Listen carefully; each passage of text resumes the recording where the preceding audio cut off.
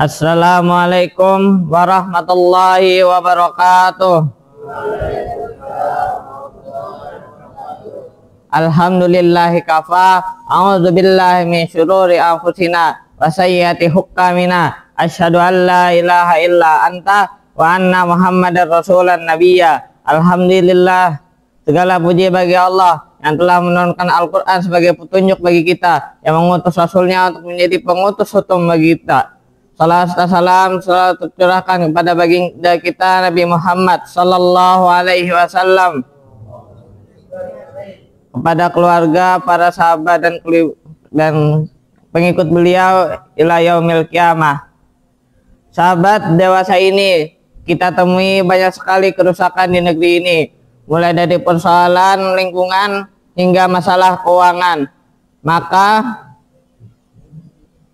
Makanya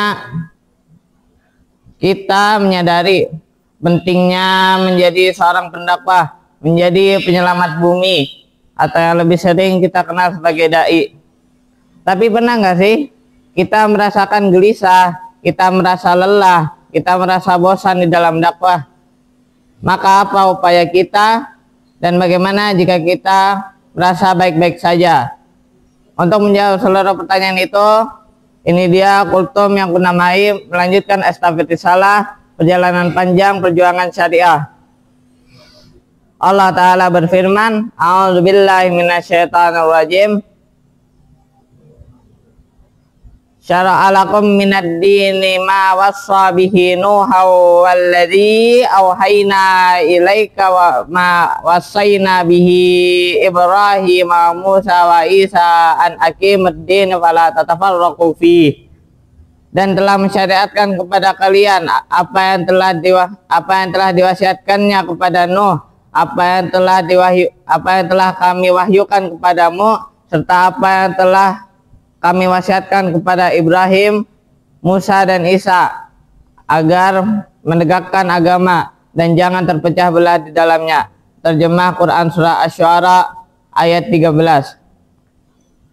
Adalah Rasulullah Sallallahu Alaihi Wasallam. Beliau sejak usia yang amat muda telah menjadi yatim piatu. Kakeknya pun merawat beliau dan mendidik beliau hingga wafat, dan ditunjuklah Abu Thalib sebagai pembela.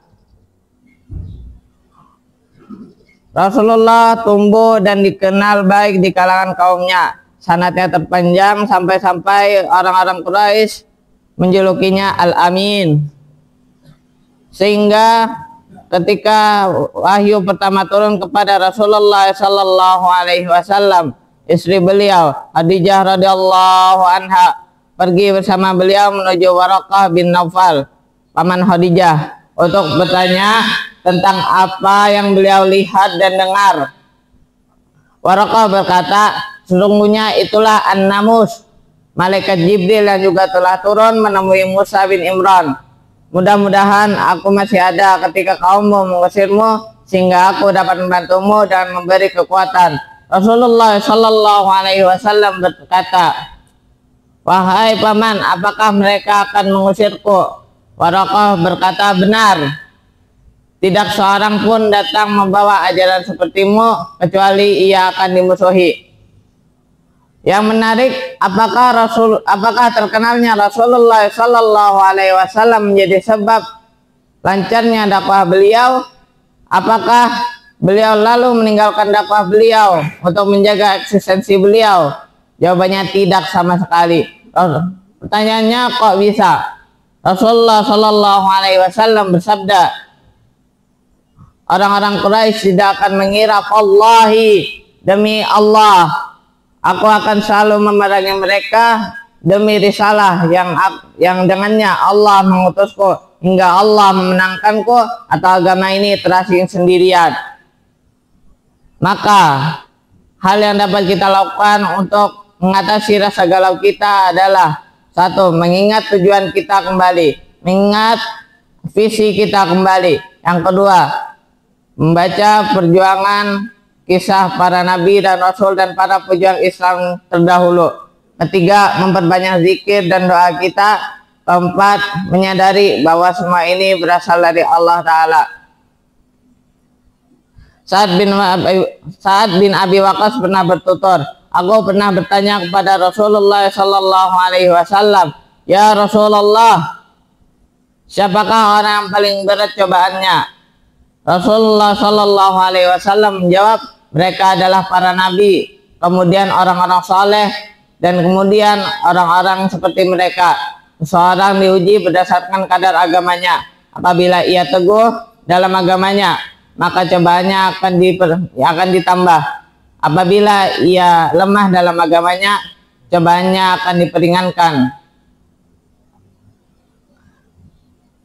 Hingga tidak ada seorang pun hamba yang berjalan di atas bumi dengan tidak memiliki satu dosa apapun. Allah Ta'ala berfirman, A'udzubillahi minasyaitonirrajim, Bismillahirrahmanirrahim, hatta yaqula ar-rasulu walladzina amanu ma'ahu mata nasrullah, ala inna nasrullahi qarib. Sehingga berkatalah Rasul dan orang-orang beriman yang bersamanya, bilakah datangnya pertolongan Allah itu, ketahuilah bahwa pertolongan Allah itu dekat.